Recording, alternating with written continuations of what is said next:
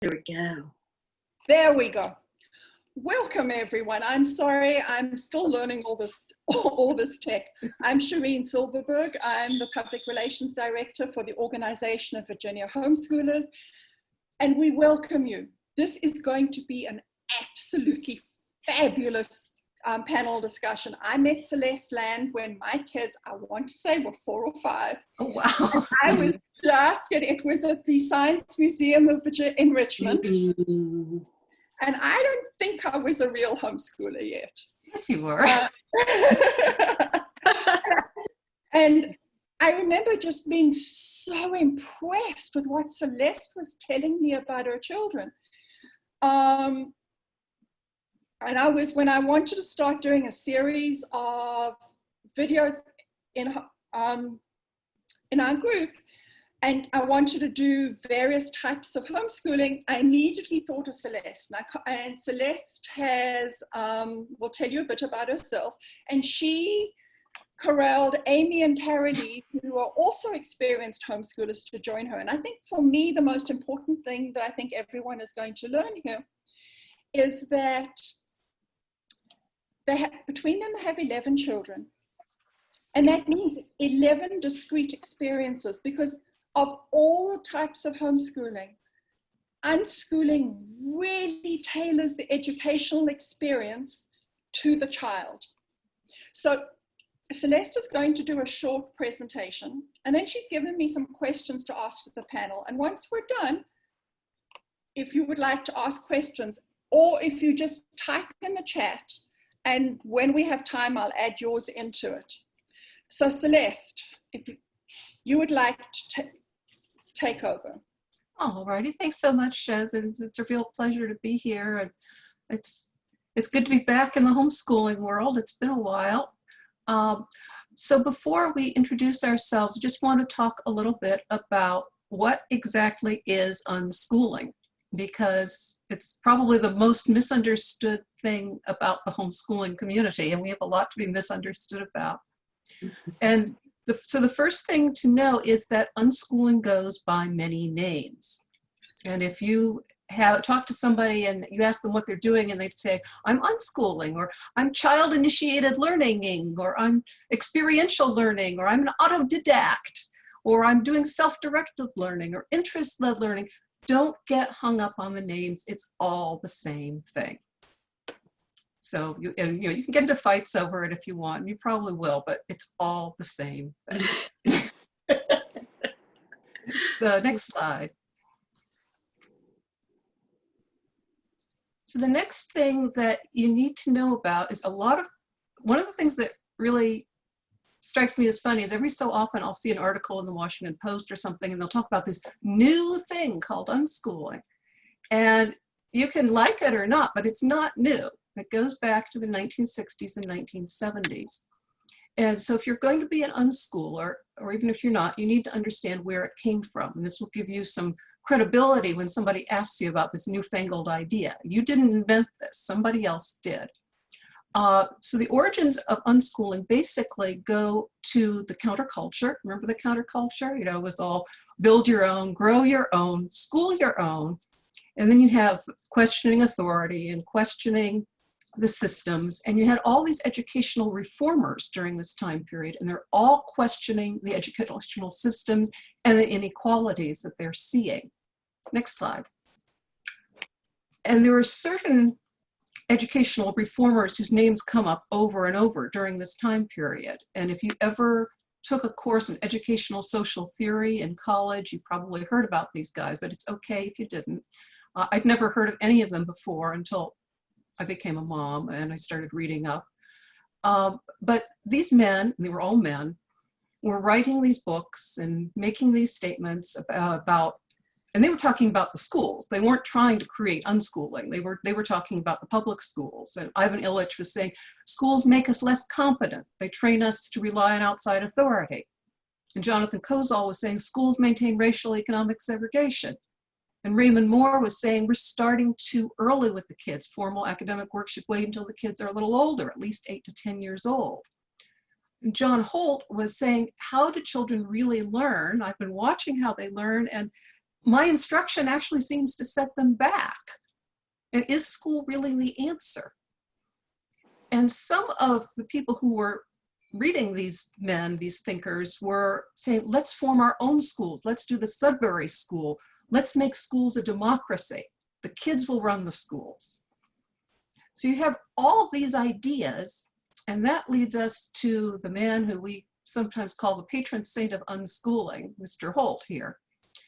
And most of these men, if not all of them, they didn't have kids themselves. So keep that in mind. This is a bunch of guys theorizing about what the best thing is to do. John Holt never married, he never had kids, but he was a teacher. And he became very famous on the lecture circuit and made a lot of money talking about how he thought the schools ought to be reformed.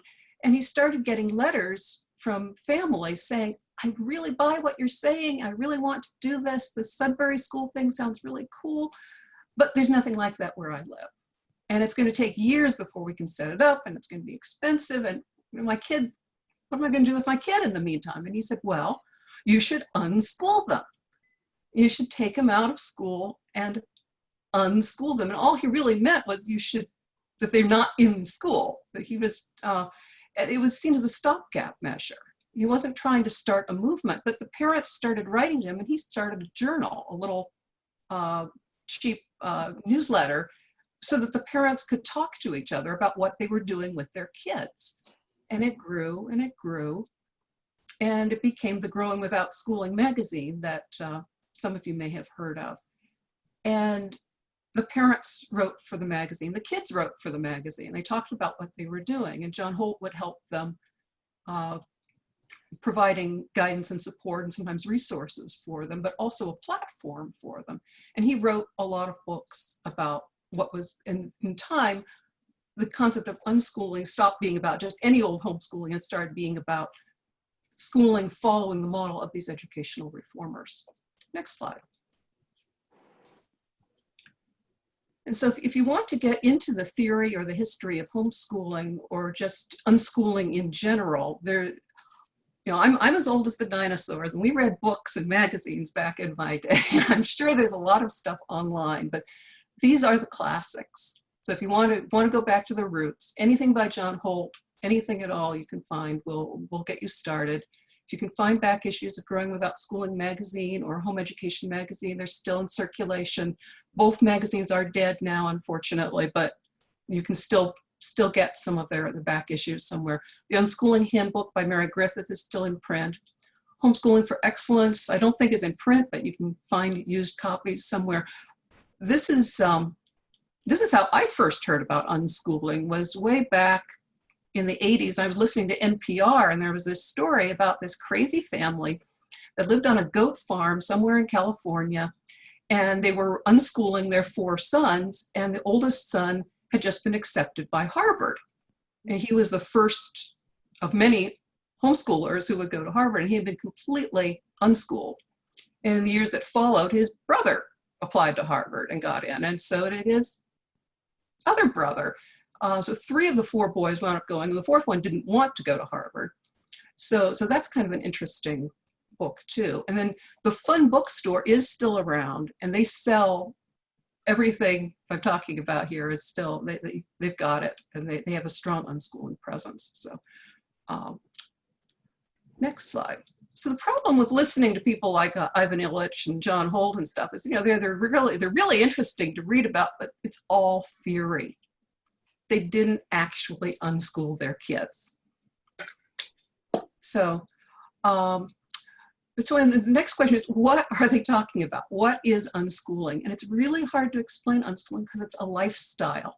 It's an attitude. It's a way of coping with the world. And that's kind of a hard thing to explain. So picture's worth 1,000 words. So I've got a couple pictures here that show how I think of it. So conventional schooling, we've all been to school. We all know what it's like. It's like this schoolhouse quilt here. It's structured. You follow the calendar. The red one is 3rd grade, and the blue one is 4th grade, and the purple one is 5th grade. And it's all easily recognizable. It's all easily formatted. 1 part of this, 2 parts of that. Follow the calendar, follow the curriculum. Teacher tells you what to do. Teach to the test. the core subjects are the important thing and the extracurriculars are the unimportant thing. And we've all been there. We know this. It's familiar, it's comforting, and we recognize it as we go along. So, but then unschooling, next slide. Unschooling's a little different. Unschooling is crazy quilt. And is there structure? Yes, there is. There definitely is structure in that quilt, which is actually in a famous museum somewhere. But you can't see it while you're making it. It just looks like a mess. It's child-directed. You're following the child, not the calendar. You're following the interests, not the curriculum. And the parent isn't the teacher. The parent is the facilitator, facilitating the child's interests and activities and extracurriculars. And unschooling can be, like Ms. Frizzle used to say, get messy and make mistakes. There's a lot of Ms. Frizzle in an unschooling experience. But it's also a lot more interesting. Next slide. So another metaphor is the difference between the cafeteria and the mall. Next slide. And, cafeterias are awesome if you're in a hurry. I was at the cafeteria at IKEA a couple months ago, and it was a really good place to be. But it's very limited in choices. The focus is on the schedule in conventional schooling, getting everybody in and out as quickly and efficiently as possible, and everyone's moving through the same stages at the same time. If it's 3 o'clock, it's music. If it's 2 o'clock, it's math. Everything is very measured. But when you're going to the mall, you decide where to go. You decide how long you're going to spend in a place. You could spend 3 hours in one store if you wanted. You could not go into any stores at all and just walk around and around the perimeter and hang out and people watch if you wanted. You decide. You have an abundance of choices. You have an abundance of options, and your schedule is your own. So keep those metaphors in mind as we all tell our stories, because we've all got stories to share, and we could all talk on and on about our stories and our kids and our family's adventures.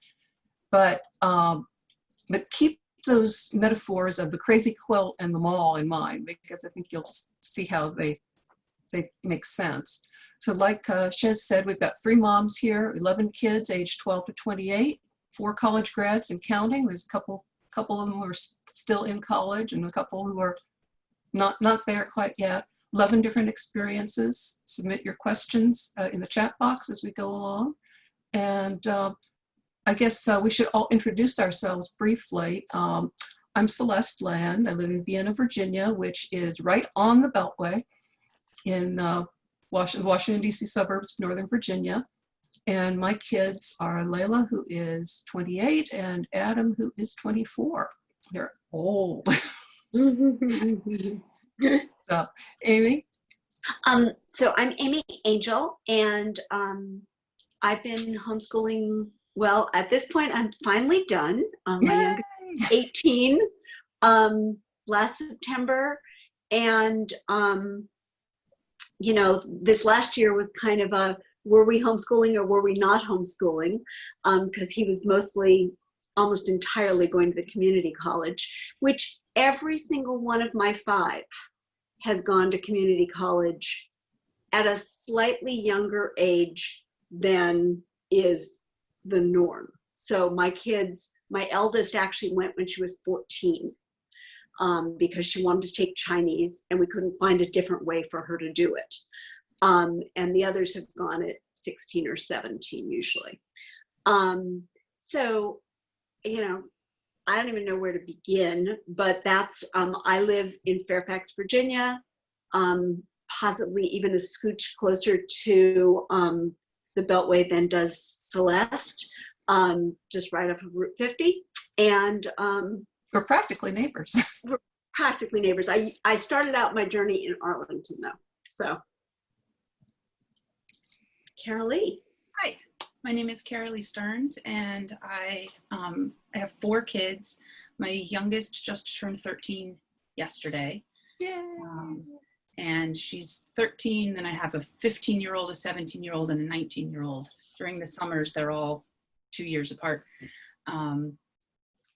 And I have been homeschooling them, unschooling them since my oldest was 4 or 5, so for the last 15 years.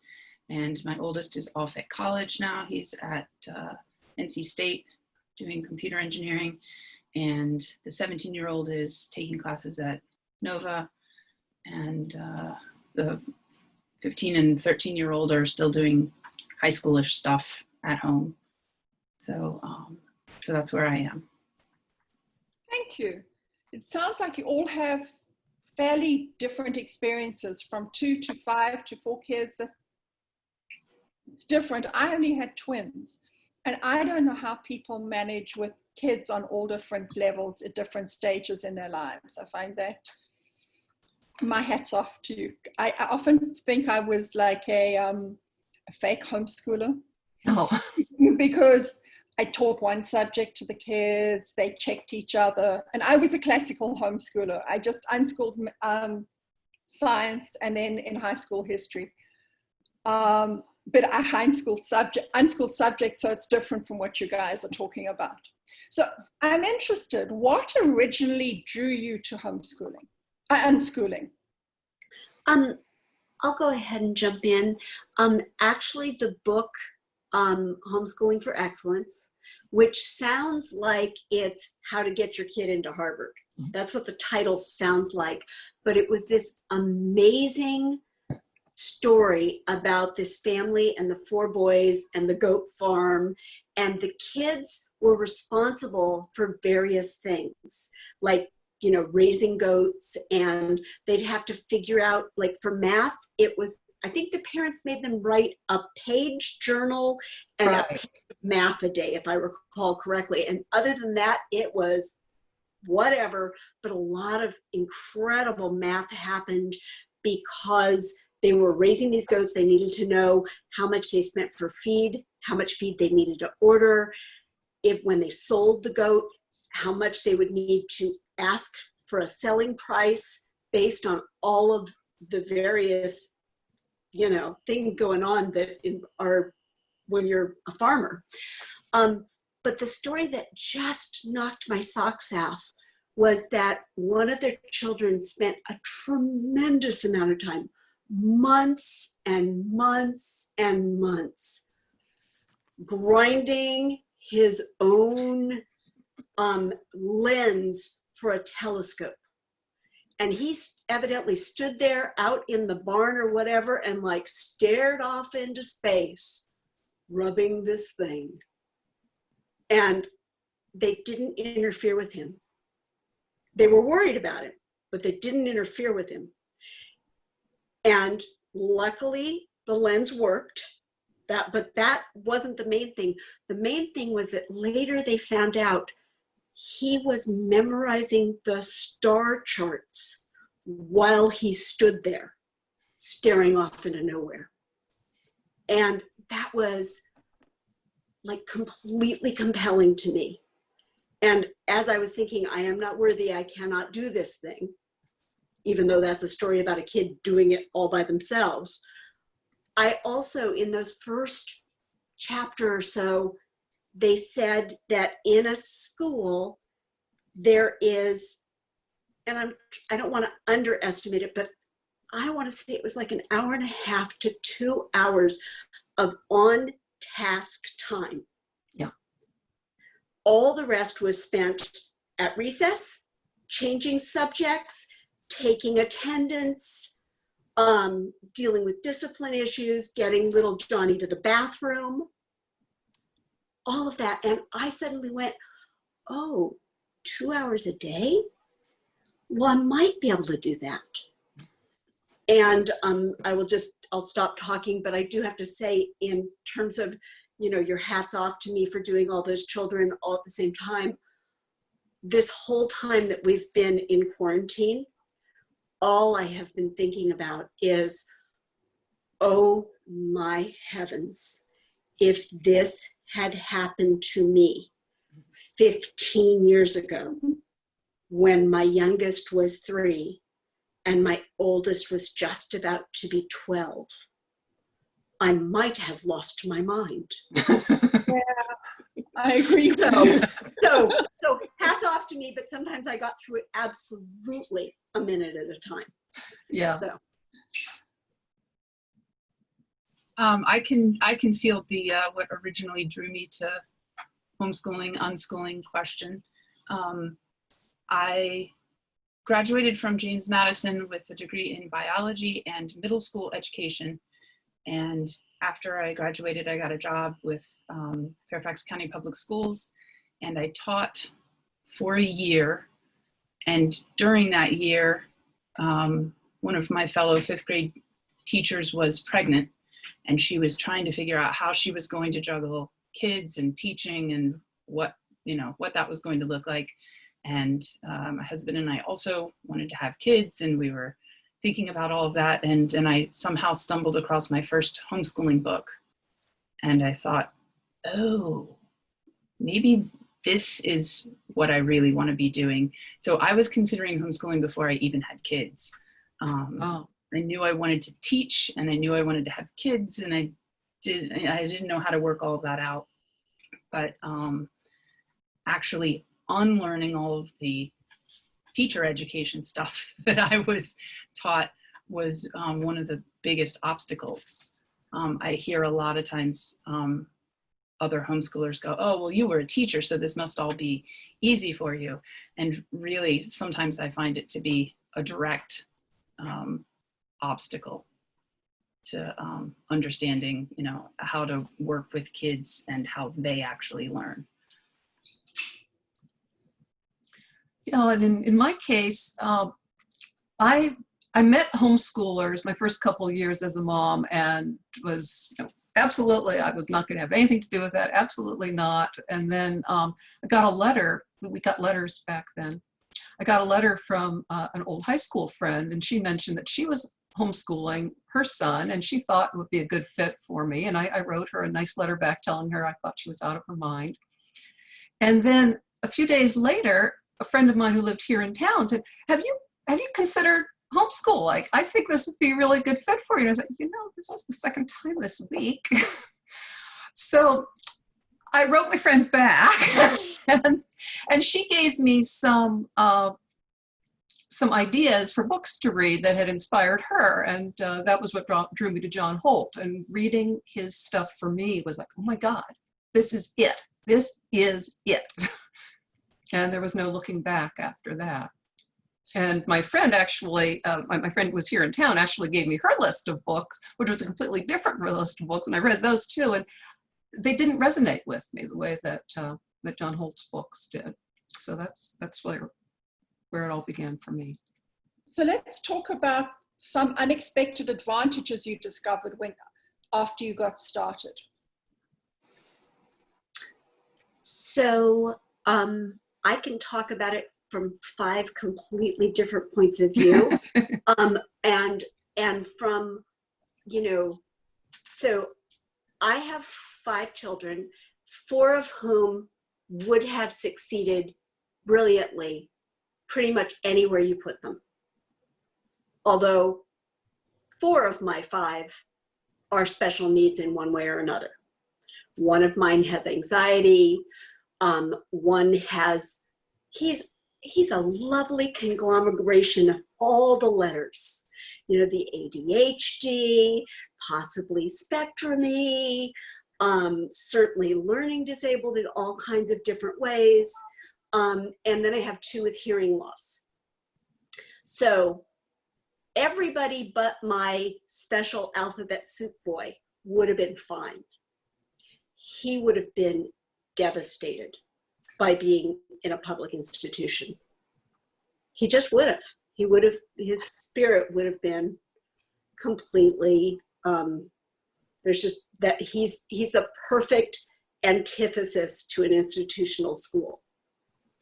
And he was even hard, bless him, in our family structure, because my daughter, you could put her down with a stack of books. She'd go to the library regularly, and she'd get a stack of books that by the time she was a teenager, as a happy unschooler, I could weep at the depth and breadth of, you know, the chemistry of cooking and 3 classic novels and, you know, something about history. And I mean, really, she made that patchwork quilt look glorious. My second son was also good about that, though he was a late reader. My third son needed a lot of help and could really be interfering when we were trying to do anything else. And then the younger two with their hearing loss, I had this wonderful hard of hearing friend who actually, she's a professor at Gallaudet now. And when the boys were very, very small, like I'm sure that my youngest was not yet a year, and I was deeply in anxiety about whether or not I could homeschool, unschool kids that had a hearing loss. Why we ended up sitting on my kitchen floor, I will never know. You know, that's lost to me. But there we were sitting on the tile of my kitchen floor. And she said to me, nothing you can do will be better for kids with a hearing loss than being in these small groups that homeschooling will be. She's like, you can do that. And she didn't quite tell me I must do it, but that it would really, really be okay. And so, thank you. You know, and I think it's really important to know that this works for children with disabilities that most people would balk at taking on at home. Mm-hmm. So that's really, really good to know. How about you, Carolee? Advantages. Freedom, mostly. I did actually send 3 of my 4 to preschool at various ages, and I found a Montessori school in Northern Virginia that I really liked, and we tried that out for a while. And my oldest, it became obvious that he was going to be that kid in the classroom who drove the teacher crazy, and so I pulled him out to homeschool him for 1st grade while I sent the middle to preschool. And then I had my youngest. So I was homeschooling a 1st grader and had a baby and had 2 in preschool. And being tied to the school year and having to drive back and forth to the school, and, you know, having vacations be kind of dictated by when everybody has vacations and all of that was cumbersome. And so the following year I just pulled them all out, and we used that private school money to do lots and lots and lots of other things. And so I think really one of the unexpected advantages was not being tied to the traditional school year. And so we used to go to the beach in September and have it to ourselves, and it was way cheaper. And you know, things like that. Not necessarily academic advantages, but lots of other life advantages. Yeah, national parks in April. Mm-hmm. Yeah, or Disney World in the off season. And you, Celeste? Yeah, just a lot of things they're saying, the flexibility, the ability to travel on a moment's notice, but, you know, not having to worry. Not having to worry about, oh my God, they haven't done this work. This work can wait. You know, we're doing something interesting. We're doing something fun. We're doing something important. And but I was kind of thinking about something we'll get into a little bit later, the infamous CAT test with the math test, where I was talking with some homeschooling friends, and they'd just taken the math test. My kids had just taken the math test. And my kids found there's 2 sections to this particular test. One part is very schooly, you know, problems like you have on a worksheet, and the other one was a bunch of problems where you just had to kind of solve problems, like real problems that happened to have numbers in them. And the kids who were conventionally schooled couldn't do those problems. And my kids were having no trouble. They were having problems with some of the schooling stuff, but they were not having any problems, because for them, that's what math was about. It was about solving problems, and that unschooling made them able to solve problems, which is arguably more important than being able to do math worksheets. So Celeste, you've given some of your favorite unschooling resources. Amy, do you have any to add? Are you talking about books? Sorry, I'm talking books. Thinking books. At least something else that you have in mind here. Books, magazines, online. I feel embarrassed that I don't know what's going on in the online world for unschooling. I know that, you know, it depends on the age of the kids. You know, Khan Academy is schooly, but it is broad and has all kinds of stuff and gives you a sense of, you know, progress. So we've had varying levels of success with it, though I think it is quite a fine place to poke around. My kids have adored Crash Course. So have mine. And, you know, you can say mindless TV, but man, it goes on and on and on. And, you know, but the Mongols, you know, becomes a running joke for everybody. I didn't even know, I mean, I knew about Genghis Khan myself before I had kids, but I now know so much more because of my kids watching. And that's, I think, one of the huge advantages of homeschooling is that the parents get to learn so much. Yes. It's just been, Yes. It's been so satisfying in my own life to offer my kids stuff that I love and either have them love it too or not love it, and be able to tell me why they don't love it. And then I get to learn something both either about the subject or possibly about who I was as a kid, or, you know, so it's even in that, but all the new things that I knew nothing about have been just thrilling. Do you have any favorite ones, Carolee?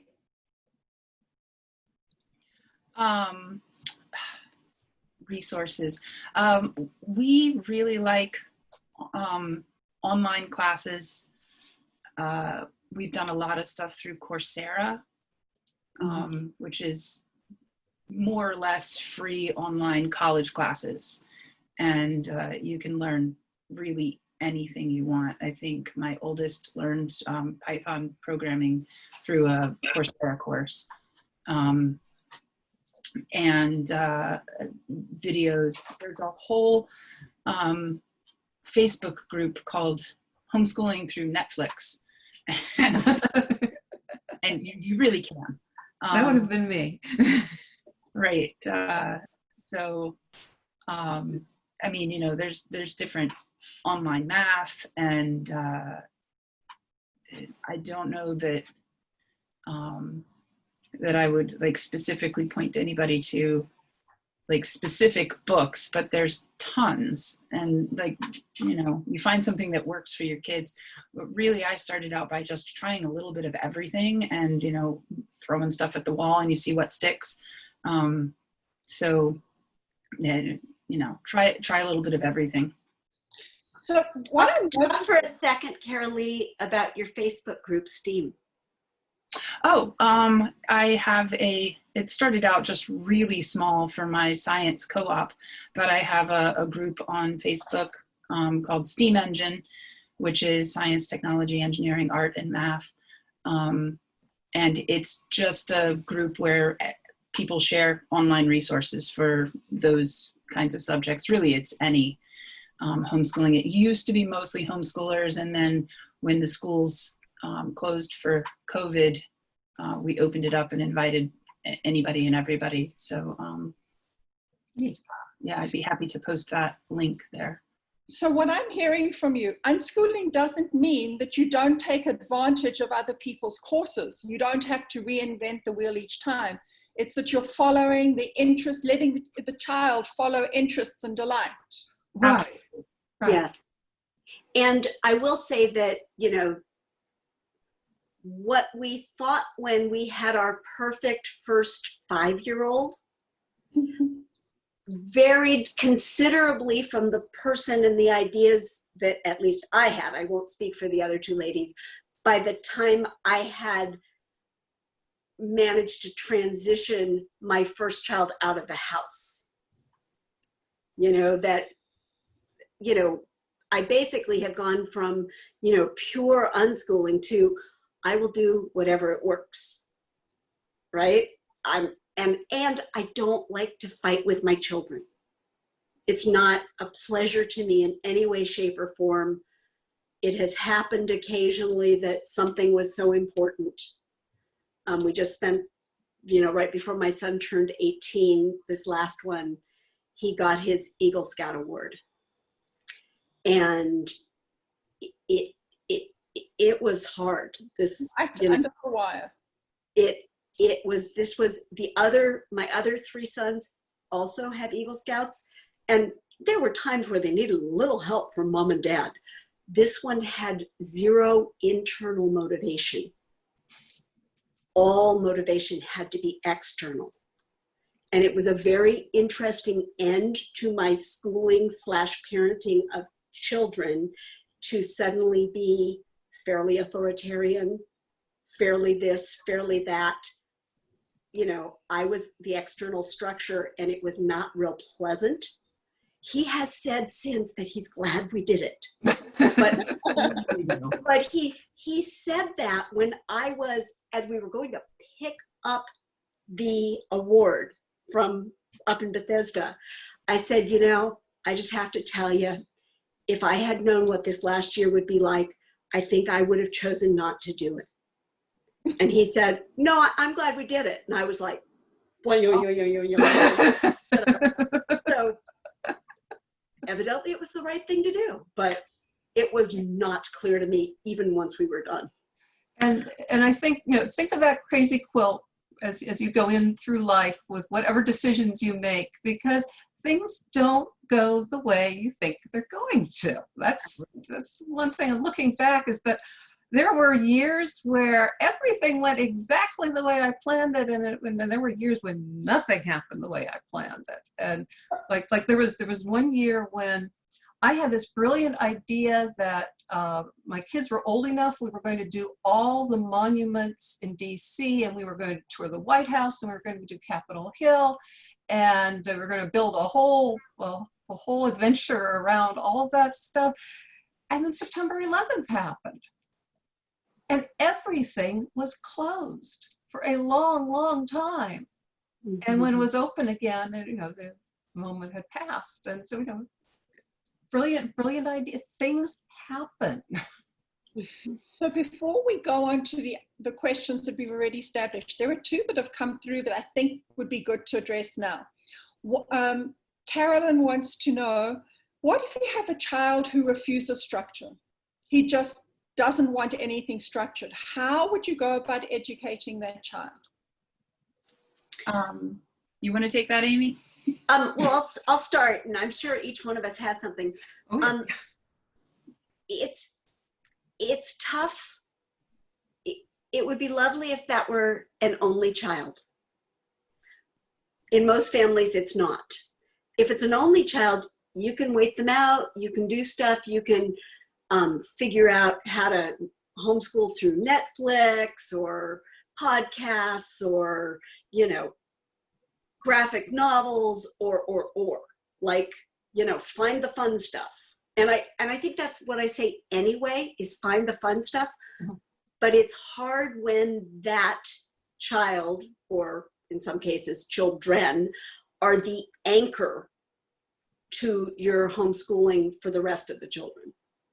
And, it's complicated. You are not doing this alone.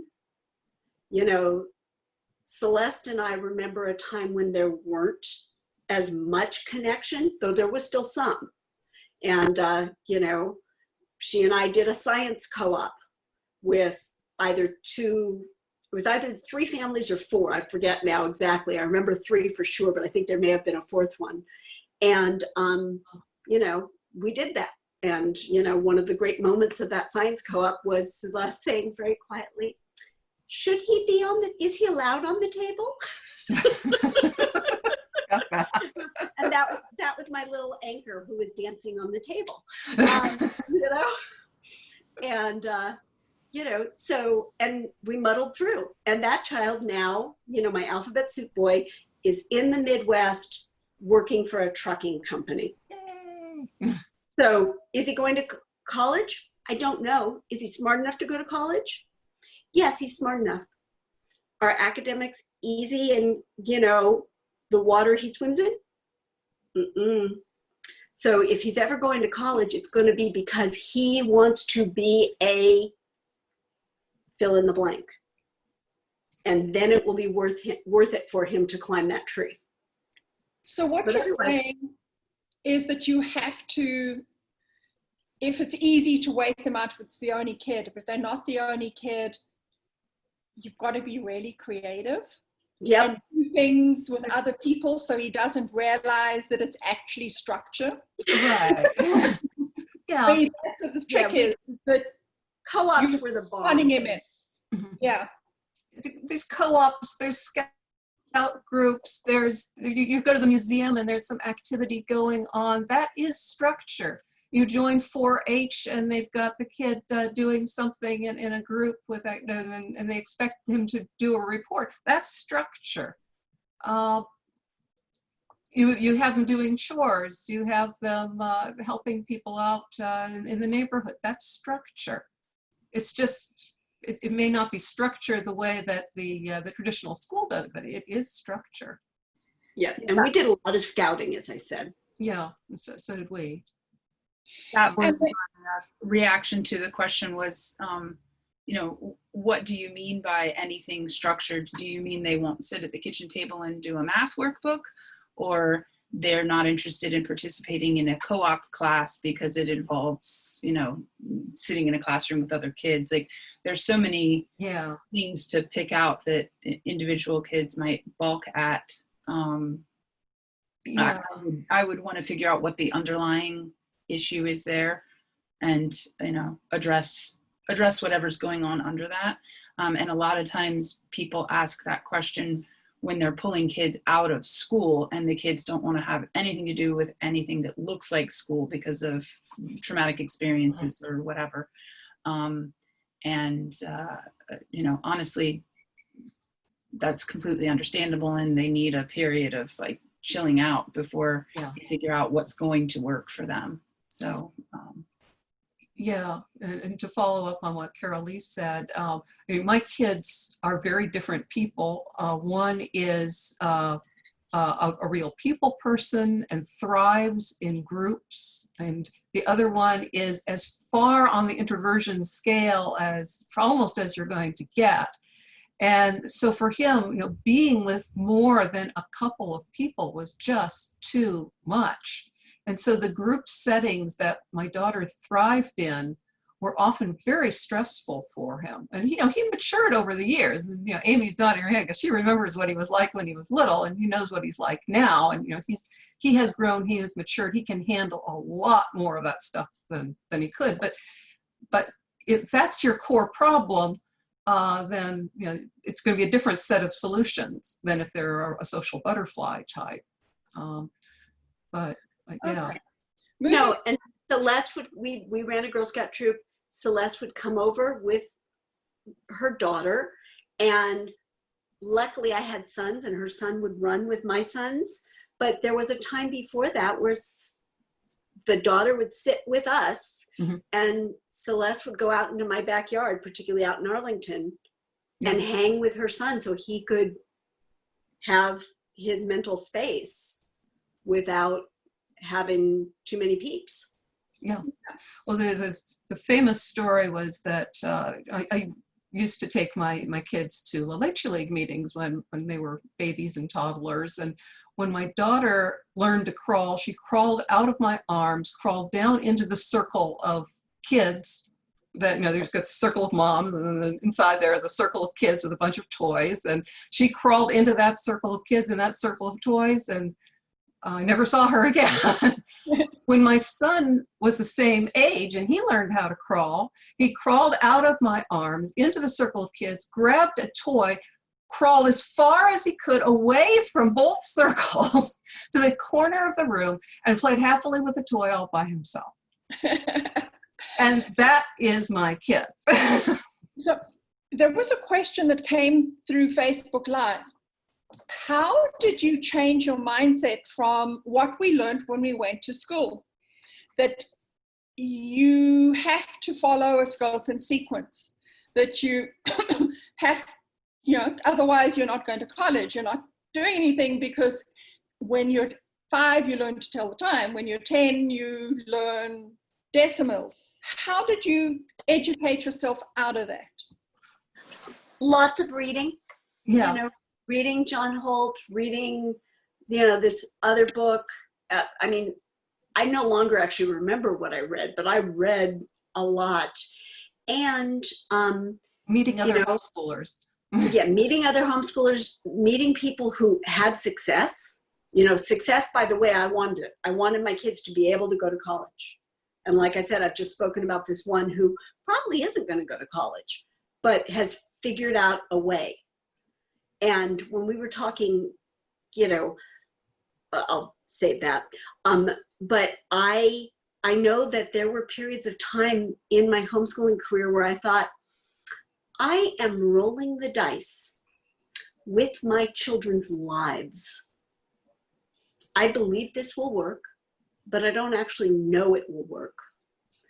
And I wouldn't say to people, they say, what are you doing for schooling? I'd be like, oh, well, we're covering history and math and, some science. I wouldn't say. They sat around all week, laying on couches, building Legos and reading. But that was often the truth. Yeah. How much nothing appeared to be happening. And sometimes that nothing, like the boy who was growing with a telescope, sometimes there's an awful lot of something going on. Yep. I really, if you had asked me 10 years ago what Adam was doing, I would have thrown my hands up in despair and said, oh, I'm not sure he's really actually doing anything. And then one day, a couple of years ago, he sat down and proceeded to tell me about all the things that he had learned from those activities that I thought he was just fooling around. And it was mind-blowing. Yeah, no, absolutely. And I'll, I know that now that I've got 2 college graduates, one who has a master's as well. My 3rd child is now a trucker. My 4th child is at Georgetown, and my 5th child's at community college. I'm perfectly happy to talk at great length about what it looks like. Them lying on the floor, appearing to do nothing. Because now I can talk about it and not have you shake your head. Well, I mean, you're welcome to shake your head at me if you want to, but I have now the proof that this benign neglect, with little bits of herding, works actually apparently tremendously well. Well, they were both true, Amy. Your kids were laying around on the floor reading and staring off into space, and at the same time, what you told people was true. You were covering all the things. It just it's true. What they thought it should look like. Yeah. Amen. Like there was one year when, in Virginia, you're supposed to, I was looking at the standards of learning just on principle, and we're not required to follow them, but I was looking at them and thinking, okay, so for social studies in 2nd grade, you're supposed to have covered the Pilgrims and the early Virginia explorers, and we hadn't done any of that because Layla wanted to learn about mountains.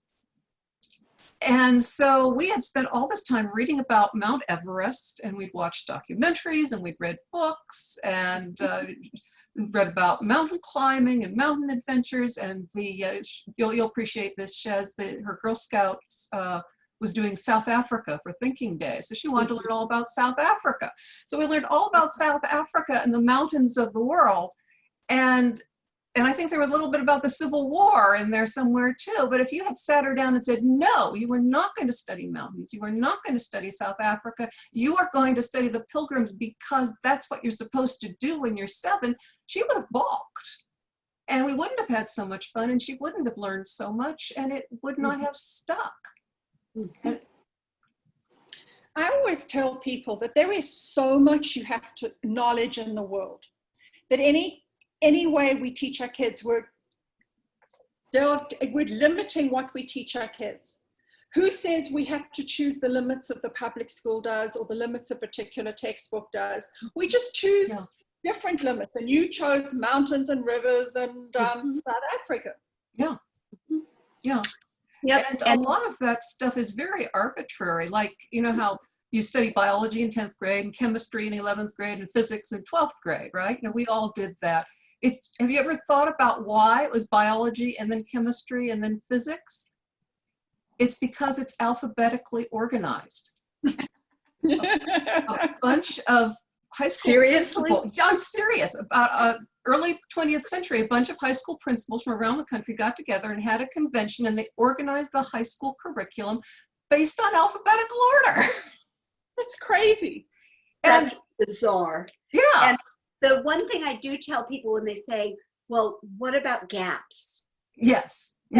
Let's talk about I say, I have gaps. Right. What do you do I about say, your gaps? my husband has gaps. And my husband, you know, you name a fancy schmancy school, he maybe has been to it. You know, he's an academic pedigree, but he knows almost nothing about like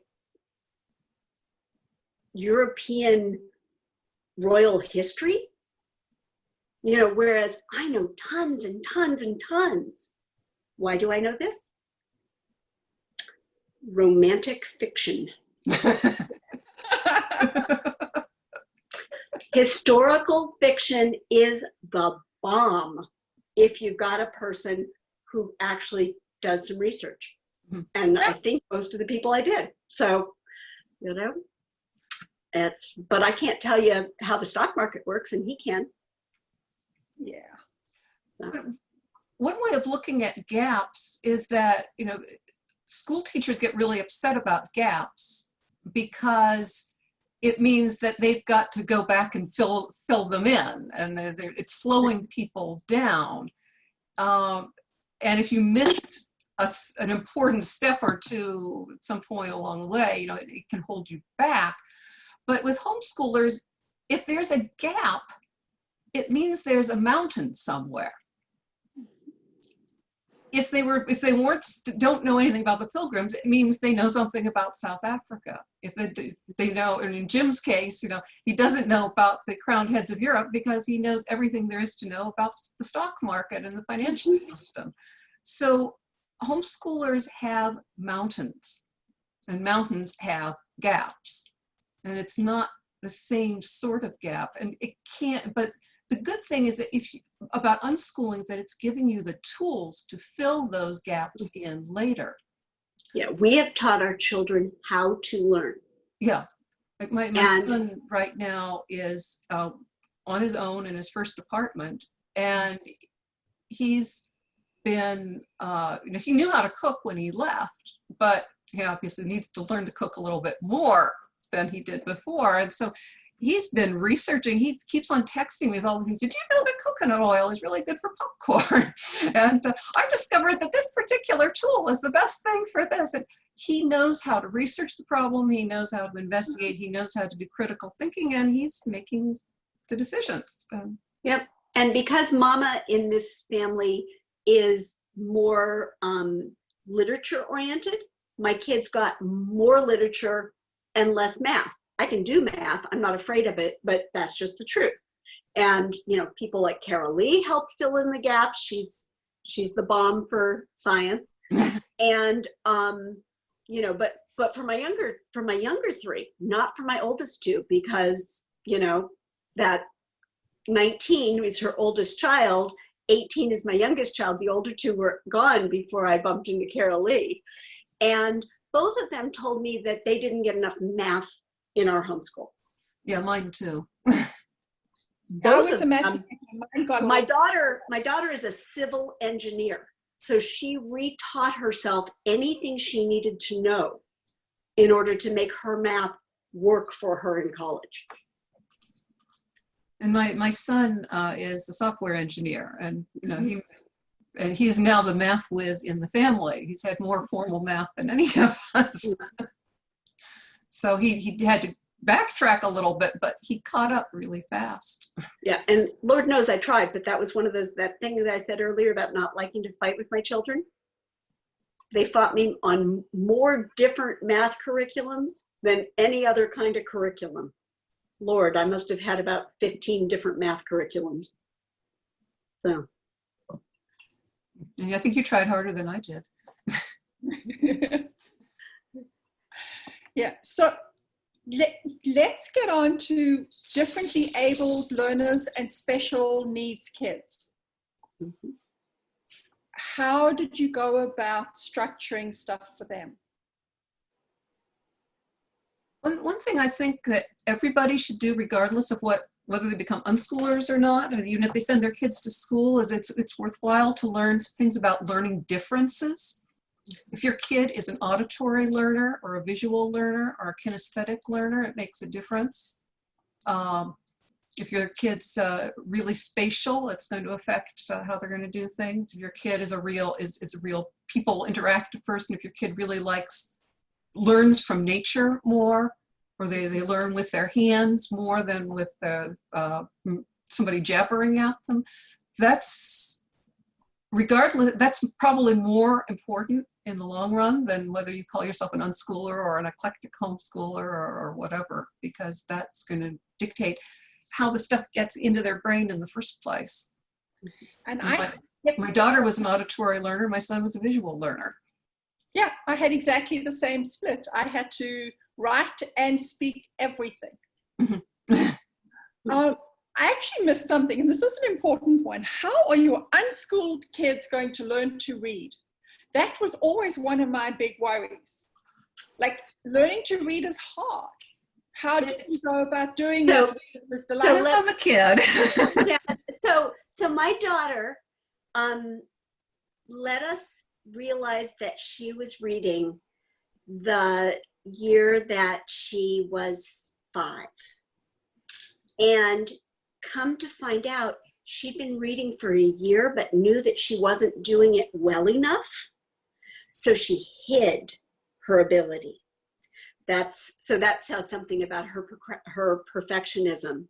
But the next child at 8 was, my sister came in May, right before he turned 8, and laboriously he was like through mud dealing with hop on pop.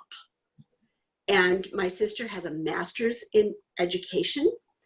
And this alarmed her a little bit, for there to be this 8-year-old who, didn't have what you ought to have in first grade, when 8 is second, maybe third grade. This was terrifying to her, but she tried to be a good sister and not freak me out. And I probably wouldn't remember it, except that the following year, in either May or June, we showed up at her house after one of our long distance trips, which at some point we should talk about a little bit. And at some point my sister pulled me over. She lived in a tiny little house, and she said, "Amy, William has a copy of The Hobbit." She said this in the same tone that you would normally hear so-and-so has a weapon, and I I hadn't paid any attention to what had happened the following, that period of time, that 12 months that she that had. part. And I was like, yeah, he's got a copy of The Hobbit. She's like, what's he doing with it? I said, he's reading it. And she said, does he comprehend it? And I said, I assume that if you're going to haul through The Hobbit, you wouldn't do it unless you comprehended it. I said, you're welcome to ask him a few questions. And I'm so grateful for that experience because that's how he learned to read. My children learned to read because I read to them. And I read to them. And I read to them. My middle child did not really learn to read really anywhere close to properly until he was about 15. And, for a year, maybe two, he went to a reading specialist and got plowed through the whole 9 yards of, Orton Gillingham, and that's what he needed. He needed to be serious, but he wasn't ready emotionally until he was a teenager to deal with the structure of it. So then how did he learn all these other subjects if he couldn't read? Through his ears. So he's my biggest book on tape and, computer and being read to. It's amazing what kids will learn, through their ears, through their eyes. If there was, I have two kids. One was like Amy's oldest, reading very early, and she just taught herself. She just picked it up. It was effortless. My son, so I had this obnoxiously early reader, embarrassingly early, and then I had this obnoxiously late reader who wasn't reading until around his 9th birthday. And yes, I was worried, but he taught himself. Mainly, there was a computer game that we were all playing, long story, and you needed, there was a lot of print, and so I would sit next to him and read what was going on so that he could play the game. And after a while, he was obviously picking up on words here and there. It was like flashcards, but it was meaningful. It was just, you couldn't play the game without it. A lot of his friends who were like a year older taught themselves to read with Pokemon cards. Yeah, and Dungeons and Dragons was the big thing for the particular child I'm talking about. But the interesting thing was that once he could read, I had been trying to get him to read like Hop on Pop type of books, and he didn't want to have anything to do with them. And then I saw him sitting in a corner reading the Yu-Gi-Oh! Player Manual, which is way harder to read than Hop on Pop, but it was meaningful to him. That was interesting to him, and he doesn't read for pleasure. He prides himself on how few books he has read, but he can read. I know he can read a deep technical manual for fun. A lot of fun with it. But I really should tell this story about my friend and her son Peter, because Peter didn't learn to read until he was 9, and he was unschooled, and then when he was 9, the Pokemon craze was on, and he learned to read entirely from those cards. And then the following year, the family moved to another state, and long story short, the kids were enrolled in public school. And the teacher, it was time for the parent-teacher conference, and mom and dad walk in, and the teacher says, "Your son, Christopher, has been lying to me." And the parents were horrified because they're missionaries. This is not good behavior. Well, what do you mean? What could Christopher possibly be? Your son tells me that he just learned to read last year. And I know that's not true because he's the best reader in the class. And they had to explain to this lady that yes, it was true. And yes, he didn't know how to read a year ago. But when it clicks, and anywhere, a thing to remember is that anywhere between if you leave them to their own devices, anywhere between age 2 and 12 is normal for learning to read. And if you're a boy, you're more likely, statistically speaking, to be on the other end. Mm-hmm. Girls do seem to pick it up earlier on the average, and boys seem to pick it up later, but that does not reflect their intelligence. No, it really, really doesn't. Yeah. My story of my 4 with reading is that my oldest read at 3, the next one read at 4, the next one read at 5. And then by the time my youngest was 7 or 8 and still not able to sound out the word cat, I was like, maybe something's going on. So I had her professionally evaluated, and they diagnosed her with dyslexia and a classic learning disability where there was a huge gap between her IQ and her functioning level. And they recommended all sorts of reading therapy and specialists. And I talked to some of my other homeschooling friends, and they said, give her a year and leave her alone. And in a year, like if you do all of these expensive, intensive things, in a year she may be reading and it may not have anything to do with any of that. Right. And so just like, it's not an emergency, give her a year. And I totally stopped trying to teach her to read at all. I like backed off and stopped. And she taught herself how to read. And in a year, she was a voracious reader, and she's reading above grade level. So, Yeah. you know, that doesn't necessarily work for all kids and all types of learning disabilities, but, you know.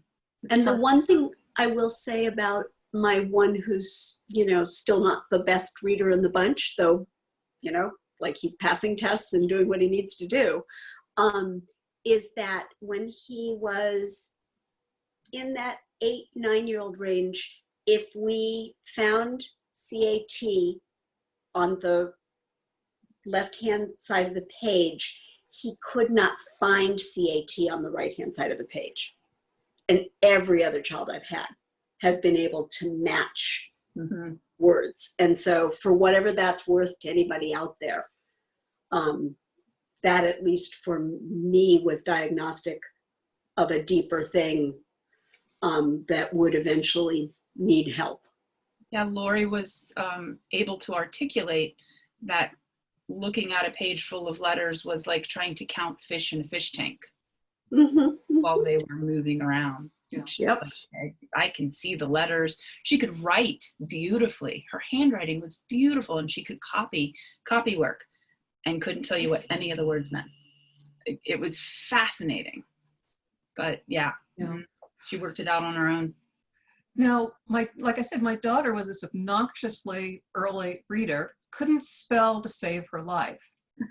And so when my son was 9 and he finally learned how to read, she was 13 and still was a really lousy speller. And so I thought, oh, geez, you know, I'm going to have to back down. I'm going to have to do some schooly spelling stuff because obviously there's a problem here. So I organized a spelling bee for the two of them.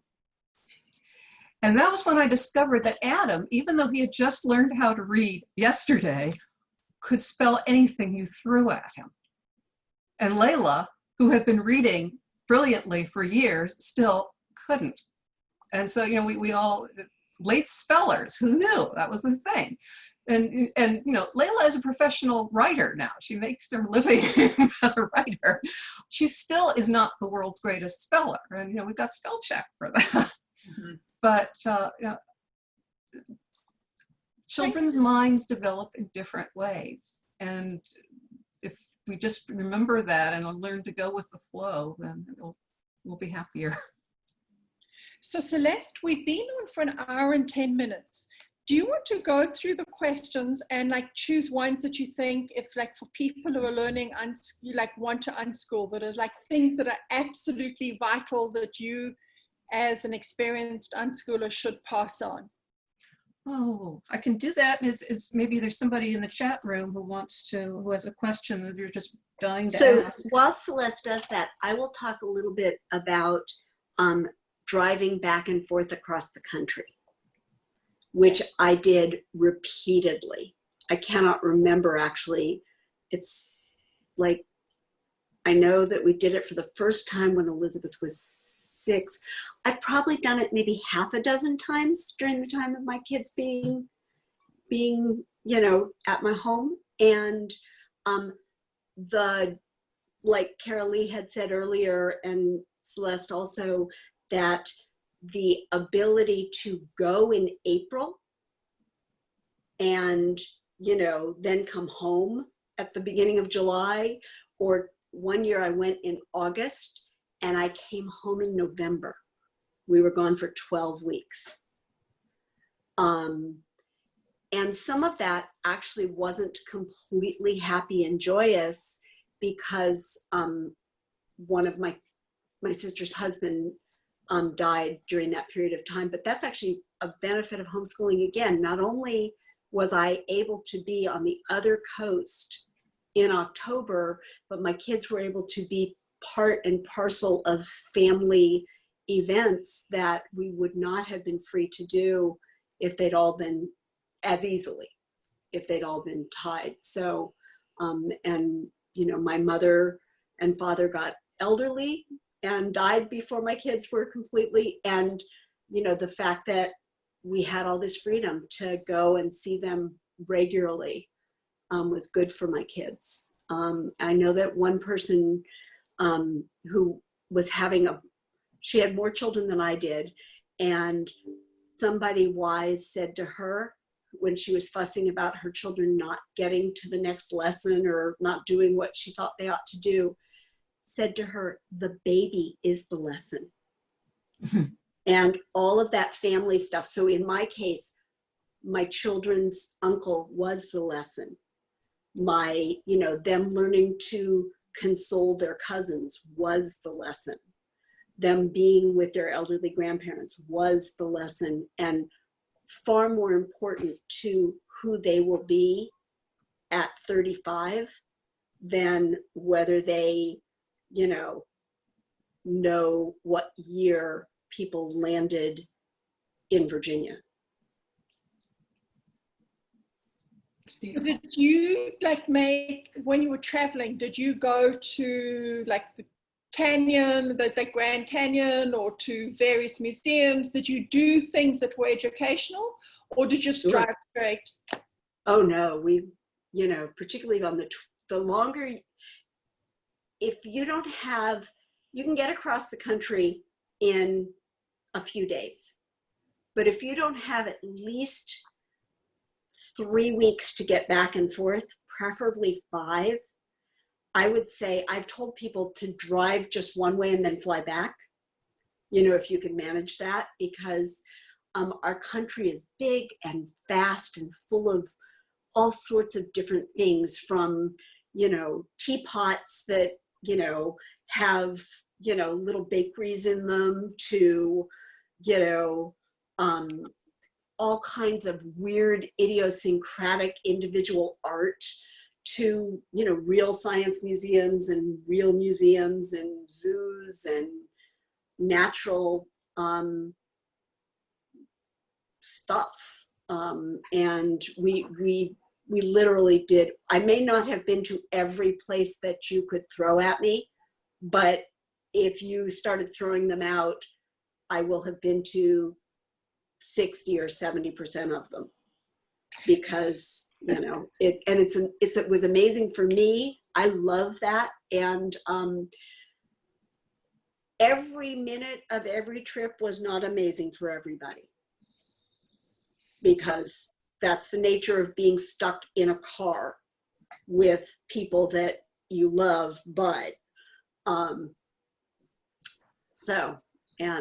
you know, and that's kind of the lesson too. So Jessica says that she's still confused on the how to unschool. She says she knows it's a hard question to answer, but how did you unschool? She's heard some talk about curriculum, and did you use curriculum, say, just pull it out when there was interest from your child? What if your child changes interests frequently and doesn't follow through and really learning about their last interest? So can you, I mean, unschooling is so different for anyone, but do you have like a basic how to? When they're 5, I just follow them around. Yeah. When they're 15, I talk to them, or maybe 12 or 13 actually, I talk to them about what they need to do to get into community college. Not that year, but they'll need to do that. And as they get to be 15, 16, I talk to them about what the steps are, what things a person who is in the admissions role will be looking for, and how do we begin to build them,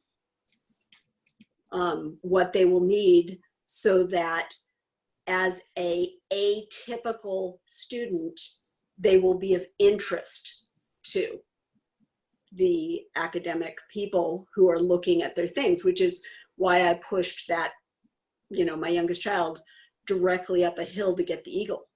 So let's say you have a 7-year-old, like Okay. a 7, 8, 9-year-old. What are you doing there? Library. What's that? Library. I'm taking them to the library every week and letting them check out as many books as they can carry. And I'm reading them to them. I'm letting them read them. If they think they're interested in dinosaurs this week and then next week they're interested in Mount Everest, so be it. Just keep moving. If they learn about 100 things, then that's, you know, just a little bit about everything. That's awesome. If they check out 100 books about dinosaurs, that's also awesome. Yeah. So, yeah. Some kids in that situation are going to dig deep. They're going to be obsessed with dinosaurs, and nothing but dinosaurs for 3 years, and you just have to do that. My next door neighbor, when she was homeschooling her son thought he was Batman. He really, honestly, you know, he was Batman. He had 6 Batman costumes and 1 Bruce Wayne costume, and so everything in their life just focused around Batman, Batman books, Batman crafts, Batman science, Batman this, Batman that. You know, but then you have kids who are more generalist, and they're, you know, they're dinosaurs today and Batman tomorrow, and you know, computers the day after that, and you just follow them around. Eventually, they develop interests, they develop passions, and your job is to find the education in those moments, however absurd it may be. If you're watching a junky TV show, gee, do you know this is a parody of such and such? And oh, gee, you know, one of the most educational things that happened to my son when he was little was because he got this dumb Fisher-Price space shuttle toy for his birthday. And it had a little satellite on it, and if you pressed a button, the satellite went whoosh through the air. And so, being a little boy, he turns it into a gun. And so I turn around, and he's using the space shuttle to shoot satellites at aliens, because that's what you do with space shuttles, Mommy. And so I said, well, you know, that actually isn't what you do with a space shuttle, and this is a satellite and this is a space shuttle, and you explained to him what those things were. And then we got some books at the library about the space shuttle and space travel and the planets, and explained about space aliens. And we went to the museum and we looked at some things there, and so it was all because he wanted to know this stuff, because he wanted to shoot satellites at the space alien. And then a few months later, we were at Wallops Island on a family vacation, and we were at the NASA station, and he took my husband on a tour of this museum he'd never been to before, and just went all over the place and explained all of it to him. And I went, wow. Yeah. But it was because it was interesting to him. My job was to follow his interest and provide the resources. But if I had sat down and said, today we are going to do a unit study on space travel, it wouldn't have gone over. And, you know, and sort of the opposite in terms of, my daughter did art, and she did art, and she did theater, and she read literature and novels, and, like I said, a great breadth of all kinds of stuff. She liked to cook. And, you know, then we went to China, and she was interested in Chinese. And so that was how she started, and that was what she thought she was going to do. And she lost interest. It turned out she wasn't that interested in Chinese literature. She just liked learning to speak the language. And unfortunately, if you're going to get a degree in a language, it actually has a lot to do with the literature of that language. And so at some point, she hit a couple of places where she was out of school for a little bit and then went back. And when she came back, she's like, I'm going to do engineering. And I said to her, okay, I do not want you to take this as criticism in any way, but can you explain to me my art and literature kid and how that's going to be engineering? And she looked at me and she paused for a minute. She said, oh, Mommy, it's like solving puzzles for a living. And I said, thank you. That makes sense to me in terms of the person I've known your whole life. It strikes me that unschooling is much harder than traditional schooling because, so I was a well-trained mind homeschooler, predominantly. And I would plan a year and I would find curriculum and we would go through it. But I wasn't constantly thinking about how am I going to put things in front of these kids that might bring spark an interest. I mean, have I understood what you guys do correctly? That you constantly take them places, show them stuff, read stuff, whatever, to like maybe something sparks an interest, and then you have to be paying so much attention so that you can hone in on it. It sounds like more work than it is. It's like a state of mind, you know. Once you're in it, like my kids have been out of the house for years now, and I still am going around saying, "Oh, gee, this is really neat. Oh, gee, I wonder what they think of this." It's once you're in, you're in. But I hear when I always the idea of sitting down and making the kids fill out all this stuff and complete all these assignments, that sounds hard to me. You know? Mm-hmm. They really invent their own work and Yes. do it on their own. Real quick story. Both of my neighbors on either side of me also homeschooled when the kids were younger, and between the three houses we had 10 kids of, you know, basically more or less the same ages. And one summer they decided to write a newsletter, and they did the art. They assigned articles.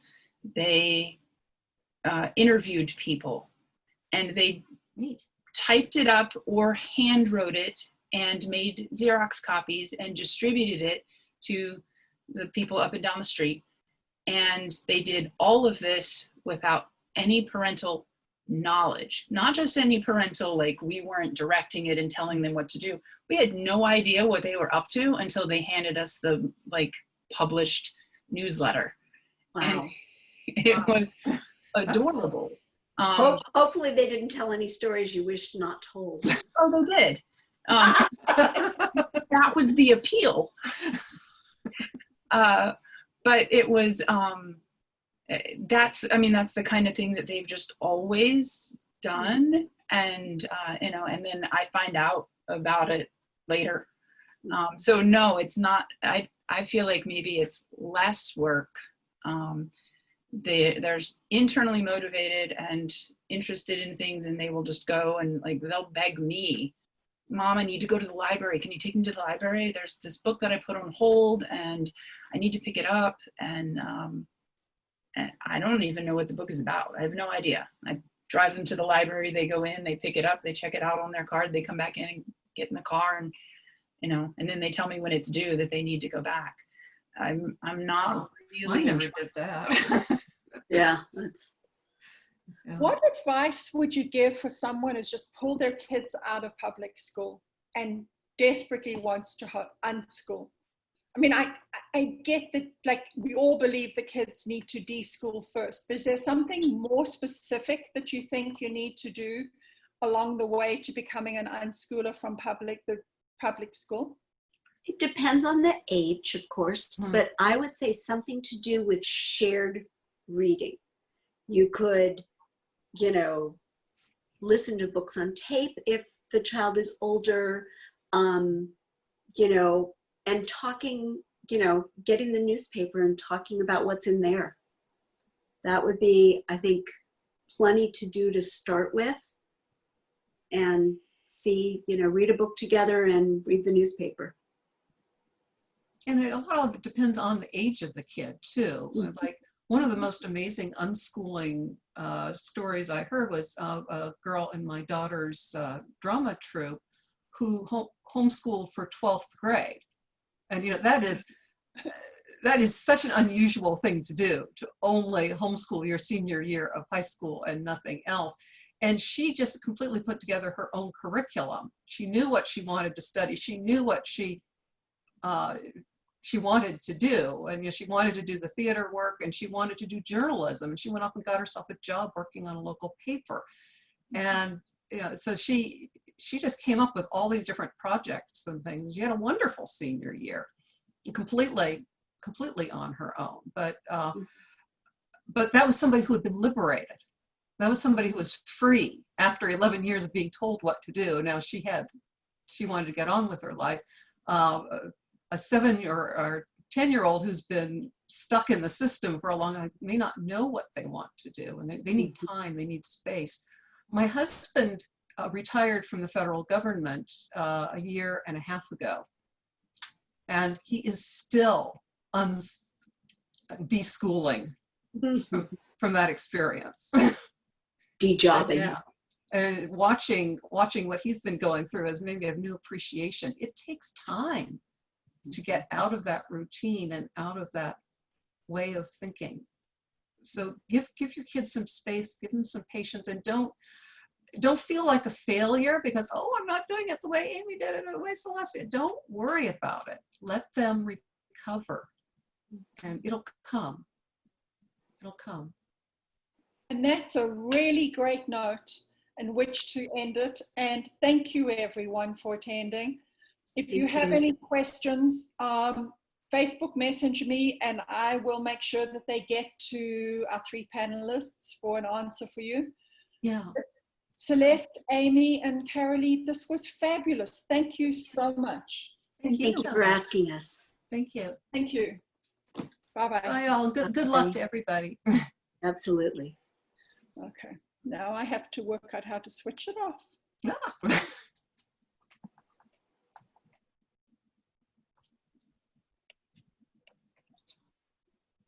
My computer is so slow. Oh, there we go. I can end it now. Thank you very much. Here. Bye-bye. Bye.